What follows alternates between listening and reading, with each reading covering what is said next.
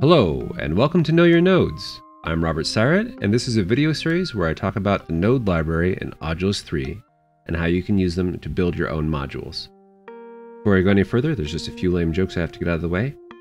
We are really going to be switching it up today, and you're going to leave with a switched-on understanding of nodes.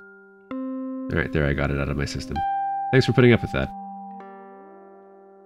Seriously though, switches are absolutely fundamental. They control so much in most of the modules that I make. Either they're going to be part of controlling the signal flow, like if I'm making a sequencer, or they're going to be part of the interface, where it shows what parameter is set to what, or they're just going to be like an on-off switch. Whatever the case, however they're being used, it's good to understand how they're being built. So let's take a look at the switches that we have in the switch folder.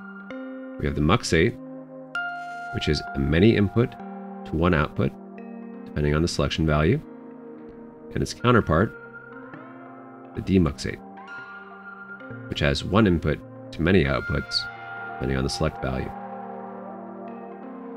These names come from multiplexer and demultiplexer. And there are actually another example of multiplexers and demultiplexers in Audulus. There's the mono to quad, and the quad to mono, where it takes many inputs, combines them into a single wire, and they pop out again on the other side. And this is a lot closer to the spirit of a multiplexer and how it's used in everyday life, like on the internet, transferring multiple streams of data to a single, copper wire. But this type is far more useful because you get to select what's going on. You can customize it in some regard. And to these two, I'm also going to add a third to overview, which is the crossfade node, which isn't officially a MUX, has a slightly different behavior, but if you think of these all being addresses to this output, these two inputs are address 0 and address 1 and controlled by this. Which signal comes out is controlled by the C input, which I think of as the selection. So how do they differ? Well, first of all, let me say that all of these three can be constructed out of multiply and add nodes and conditional statements of various types. Let's take a look at one of these deconstructed switches. DMUX node is a little bit simpler because it doesn't have to be mixed down. You just split one input to multiple outputs and multiply it, which is like an AND logical condition, to it being 0, 1, 2, or 3. Now these are just single values, and you can sweep the DMUX nodes. So that means that it's rounding down.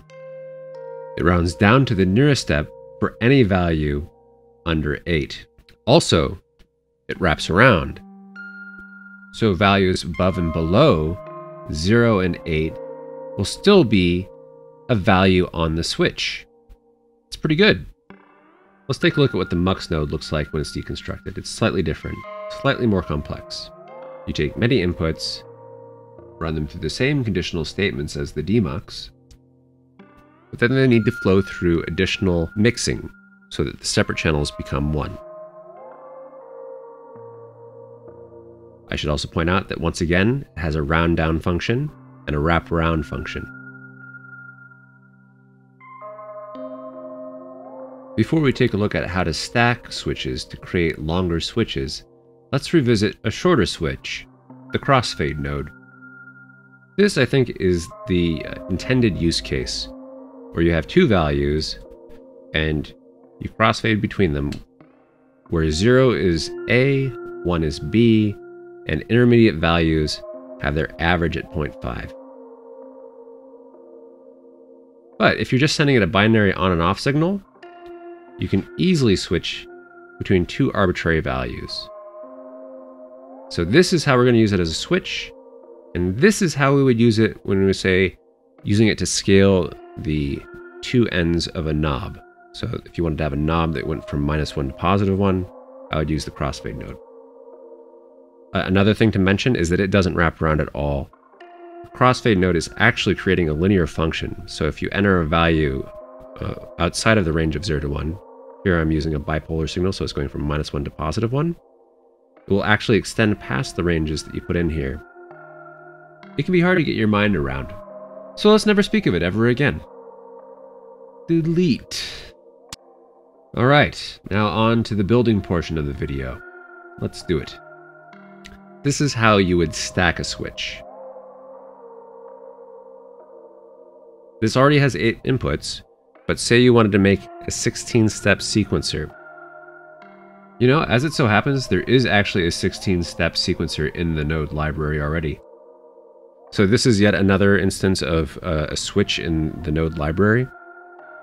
However, this doesn't have a counter that I can count backwards on or jump to random steps into, so I don't tend to use this sequencer very often. I want to make something of my own, so I'm going to take 2 of these and a via. This via is going to a couple different places, because in addition to these 2, we're going to have to mix this down into one channel. We'll have to mute the output of one of the switches while the other is active, and then vice versa. And that's where this crossfade is going to come in. A note about the naming for the inputs.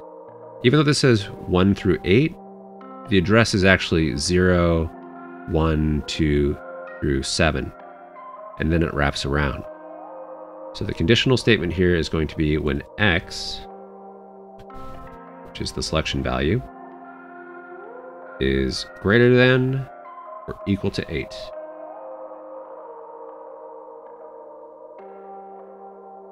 So when x is greater than or equal to 8, that is to say when it's in this upper mux,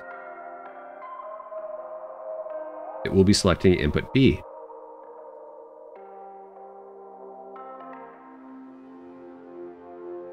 Now I'm just going to put some values in here so we can read what we're doing.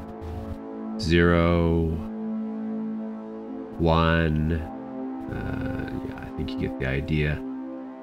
For the magic of editing, I'll get this done like this. Wasn't that easy? Next, I'm going to create a rising sawtooth wave that's going to sweep through all the values available on this mux, which is 0 to 15.99. And of course, to do that, I'm going to use crossfade mixer. Now, why 15.99 as opposed to 16? Because at 16, it will actually wrap back around and give you the first value on the switch. And why not 15? Because you want it to spend an equal amount of the time on each step of the switch for the entire range of modulation that you enter into it. You don't want the last step to only exist at the last frame of the possible range of values. Great, and we can see a little pyramid here because as I entered the values, I made them ascending and then descending so you could see which half of the mux you were on. Now, what were to happen if I were to go beyond this and wrap around to, say, 32? You'll see that it spends the first portion rising and then going down twice.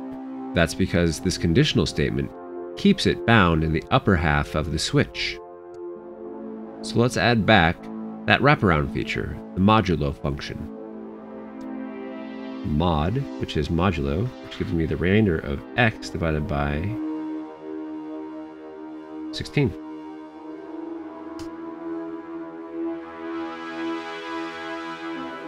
And there you go. Now it's wrapping around properly. We're just going to bundle this up. Wunderbar. Now, through the magic of editing, I will relabel all of these and make it more visually appealing, like this. There we go. Wasn't that magical? Now you can repeat this technique using the combined mux that you just made. However, I gotta say, I think that patching them becomes rather tedious and repetitive. So generally speaking, I look to design my modules with switches that are 16 or fewer. If it's more than 16, I try and reconsider what I'm thinking, maybe take a different approach. But hey, you do you. Go crazy with the exponential spaghetti.